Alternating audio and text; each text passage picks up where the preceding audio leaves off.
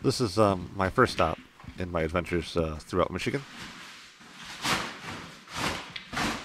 An adventure that started in Midland and takes me all the way up past Mackinac City. I had a distance traveled of just shy of 540 miles and went as far as northwest as you could possibly go in lower Michigan. And actually, some random dude, when I got there, happened to stop and take this photo, which was kind of interesting. But today, I'm trying to get from Midland to Standish, which according to Google should only take me about 48 minutes, taking their route. I think my route on the Bohemian Highway may take a little longer.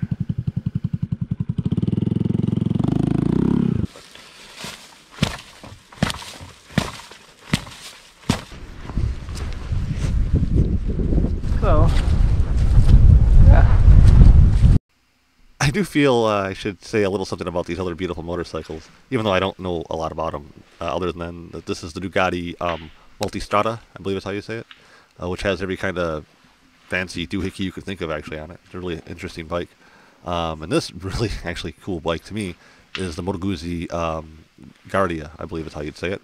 This is a very limited edition bike, and to be honest, out of the two, I do like the Moto Guzzi more. I've been actually working on getting ready for this trip for a while now, because that's kind of how I do. And when getting everything together, I was asked several times to put something together to explain like the gear that I've chosen and the gear selection and all that kind of stuff. And every time I tried to put it together, it just was kind of boring. It's more of a table talk kind of a thing. And I finally came up with what I think is kind of an interesting way to explain at least my riding apparel. I hope you guys kind of can tell the music is from Excite Bike from back in the 80s. What we're going through here is just my basic clothing that I'd wear practically any day or any trip, really. But now we're getting to the good stuff, the protective gear. Pants. These are actually the tack pants I wear for working on harder construction stuff, which are really protective, but they have some like stretchy nylon areas, and they're just really breezy. I actually bought these fire hose bibs in mind for touring, but the lack of belt loops and just the way that the pads were just not very comfortable. So I ended up just choosing my everyday work pants, which also have built-in knee pads in them, which is why I wear them just about every day. Boots. These particular muck boots were never really thought of for riding. It's just something I would wear camping this time of year. These army boots, military boots, whatever you want to call them, I had thought about briefly for riding, but they just don't really have enough protection. So, unfortunately, but yet fortunately, I had to spend some big bucks and buy these adventure boots. But are totally worth all the money. However, it kind of looks a little weird, so I had to make a little upgrade to the pants and turn them into bell bottoms, which still might look weird to some people, but I think looks better than the boots over my pants. Gloves. Kind of like the muck boots, these gloves were never really considered for riding purposes or anything like that. I just know a lot of people like to wear leather gloves, and I had to have something to file through like I'm playing a video game. These everyday work gloves I actually will be taking along with me because, well, I take them every day with me anyway. These are my usual riding gloves, and actually these are getting kind of hard to find. I don't really know why. Jackets. This is actually kind of sad for me because I've actually had this Technics jacket since I started riding almost like 10 plus years ago, and the seams are getting bad, and I don't think it was ever really waterproof to begin with. I got this newer riding jacket, but it's for summer and obviously really wouldn't be good for this, so time to break out some more monies, and bought this nice Revit Flare 2 jacket, and I gave it a comfort rating of 7.5 because it had a break on along the back and shoulder area. It was a little tight, but now it's fantastic. I love this jacket. When it comes to helmets, this is what I usually rode with for quite a few years, and being dual sporty, I want to see if there's a reason why dual sport people wear dual sport stuff. So I bought this cheap helmet, and to kind of see what I like and don't like about the setup. And then after doing the research, I still have a few things I don't like about this particular helmet. I have to admit, vanity was one of the reasons why I got this one. It fits some of the criteria, but it also just looks kind of cool to me, I guess. So this is actually the trailhead whenever I get the map done. This is the Bradley House kind of area of Midland. I have some interesting history with this place, actually.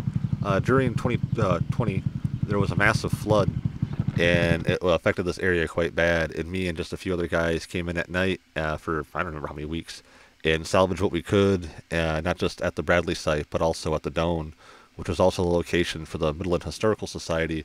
So we also had to salvage a lot of kind of like the historical items of Midland, which was kind of interesting. Now we're finally on the road, the dirt road. And yeah, this was literally like not even 10 minutes into my ride. And it was a hell of a lot closer than it looked like on GoPro.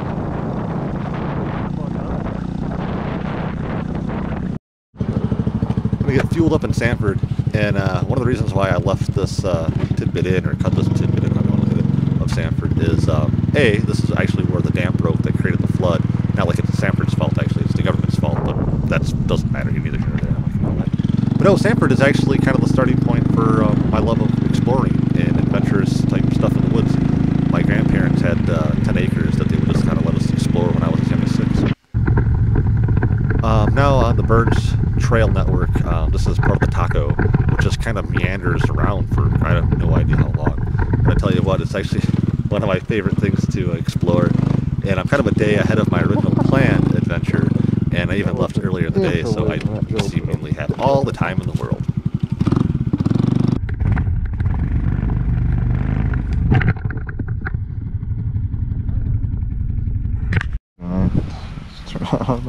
Yeah, you know, just change out your batteries. We'll be right back.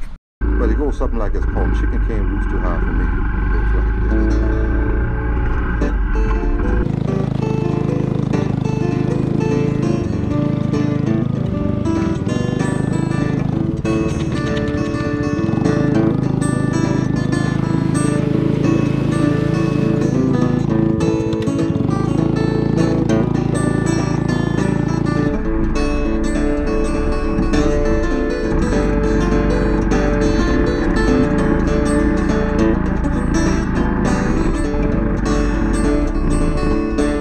Break time. I really wasn't planning on taking like a lunch break on the trail, but unfortunately it took me a little bit longer on the Taco than I had intended. Actually, I flat out kind of got lost and finally said to hell with it and started off-trailing until I started noticing the road and just started cutting my way that way. And that's kind of the nice thing about the trail network over here with Burns. You're really never that far away from the roads. You just have to maybe cut through a berm and then sneak your way down, a ditch. And this one's actually not that bad. It can get kind of bad. Anyways, with the main road found, it's just a hop, skip, and a jump to one of the 2 bridges that I know about anyways, to get you over this one creek, which escapes the name of me now. And this bridge is a little sketchy. It's not the bridge that I usually take. This here bridge that I'm kind of doing this neat shot is the bridge I usually take. It's a lot more scenic and seems to be built a lot better. Even though it has a bigger water drop-off, this one's not that bad. It just seems sketchier built. It kind of has a camber off to the left when you first get onto the main span here, and then at the center point it kind of levels out and then kind of does a wish-wash back and forth of camber. And I think that's why I said I feel it moving, but I think it was really just that weird pivoting point. Anyways, back on this main road, which I'm not really sure how to say it, so I'm going to put it up on graphic. Skeens Road, I guess? Skeens? And in this area, it's still obviously watery like the other places, but the sand is starting to give way to more and more mud. And I'm still just here, and I still have to make it all the way to Standish Sterling area. And it's about 2 o'clock now, and yeah, it's getting more and more watery and more muddy. So I'm actually moving a lot slower now. So we'll see how much longer it's going to take to finally get there. But this moment is a perfect time to illustrate why I chose the bike that I did here. I had a few other ones in mind when I had first hatched this idea. One of them was the Royal Enfield Himalayan, then the Honda CRF 250, and then the Honda Trail. Which really, out of all 3 of them, even though they're all cool machines in their own right, the one that I ended up picking was the Honda Trail. Unfortunately, being 2020 when I was looking, I could only find the Honda Super Cub, which, if those that know this, the Super Cub was really the kind of the precursor to the Trail, and so I just bought a Super Cub and just made it my own. With no regrets, let me tell you, I love this machine.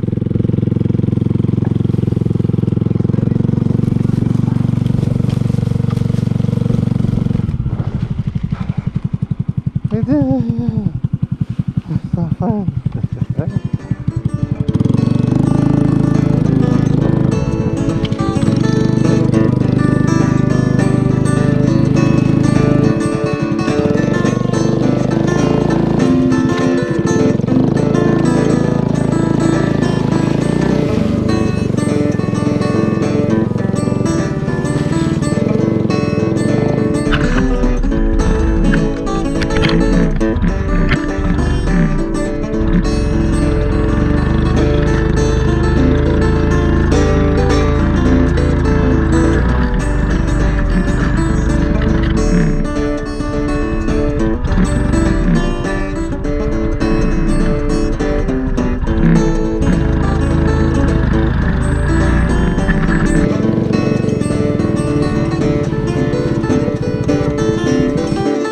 Sprocket. Sprocket was a gift made and given to me by my wife, seen here in her Road Warrior gear, firing up the GTS 300. Even though on this particular day, she wouldn't be riding the 300 home, I would be. This is actually her first day riding the Super Cub. And this is the first time in a while since I rode the 300. And it's got a lot more zest to the throttle than I'm used to on that 125, that's for sure. Sprocket is the official mascot of this adventure, and you'll see all sorts of photos and neat other tidbits of Sprocket throughout this adventure.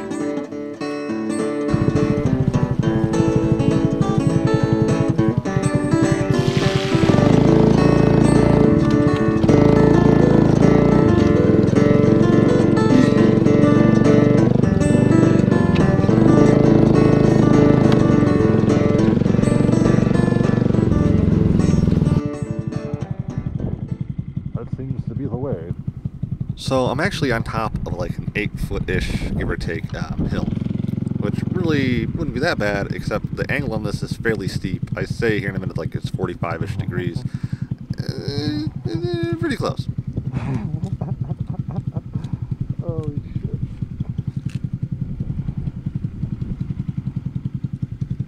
An almost 45-degree angling down this fucking thing. And I never really mentioned more in that one thing about of why I chose the trail / Super Cub for my bike, because it's so light, nimble, and the way the short wheelbase. There's just so many things to go into.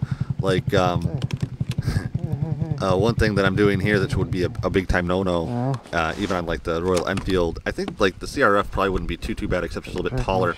Is I have to have like both my legs down to balance the bike out, and I can't really use the rear brake, which would be actually what you should do here, because even here I kind of bit down a little bit. I don't completely throw it, but I'm using the front brake for all of this, and that's, like I said, usually it'd be a no-go zone.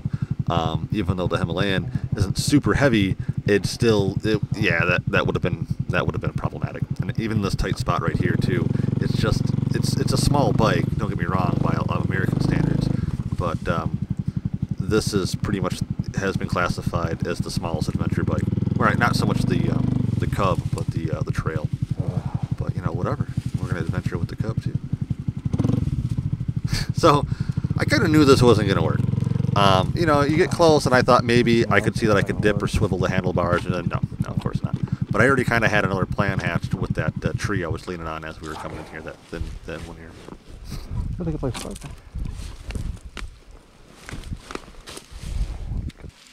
And I actually have a saw, a folding saw, that's about 4 times the size of the one I'm using here to cut this branch down. This is actually just the saw blade under my Leatherman.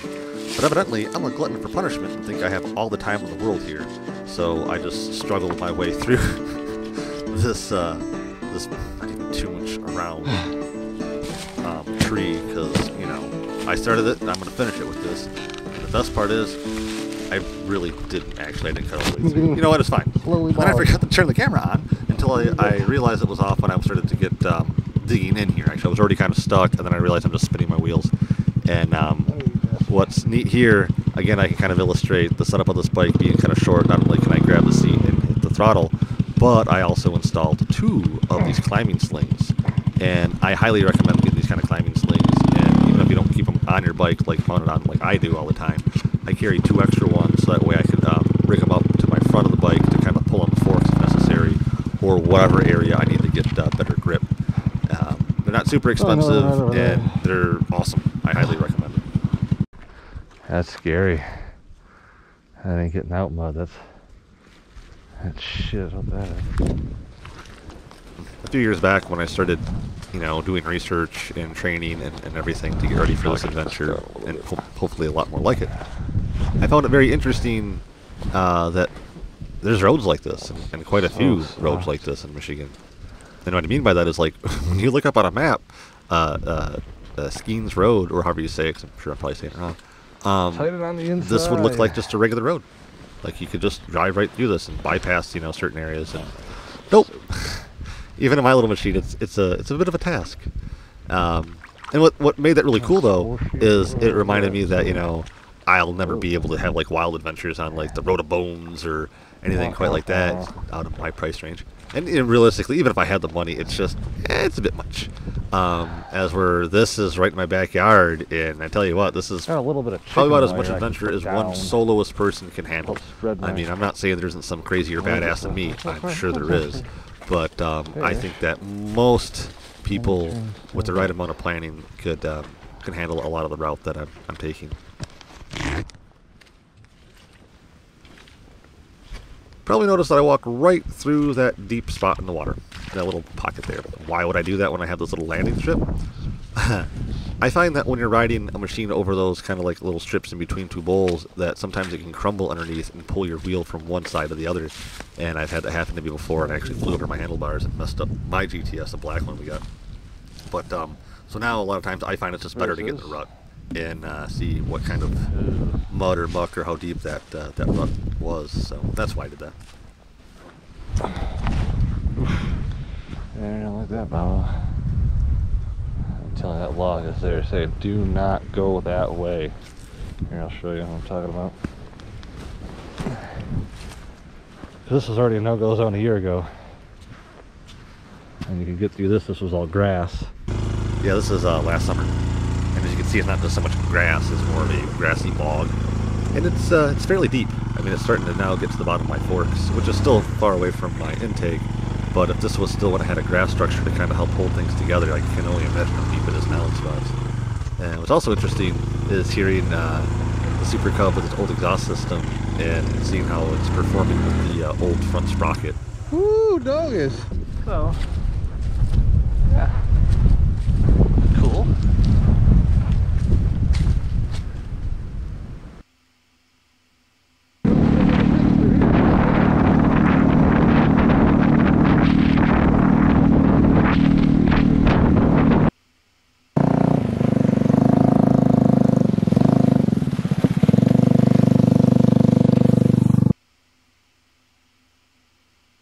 So yes, please do subscribe and stay tuned if you enjoyed this kind of content. And yeah, I love comments too if you have the time. Behind it, so we'll see.